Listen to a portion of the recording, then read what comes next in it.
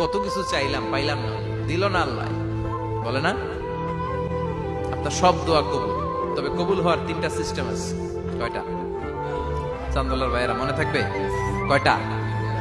আপনি যত দোয়া করছেন সব কবুল, কারণ আল্লাহর কাছে কিছু চাইলে আল্লাহ ফিরাইয়া দিতে জানে না।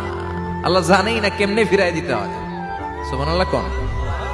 চাওয়া মাত্রই আল্লাহ বলে অ্যাকসেপ্টেড, যা কবুল, দিব দিব না এটা বলতে জানে না, চাওয়া মাত্রই বলে দিব। 3 সিস্টেম। নাম্বার 1, আপনি আল্লাহর কাছে দোয়া করলেন, চাইলেন, আল্লাহ বলে দিব, বলেই তিনি দিয়ে দেন আর আপনি খুশি হয়ে যান, পেয়ে গেলেন।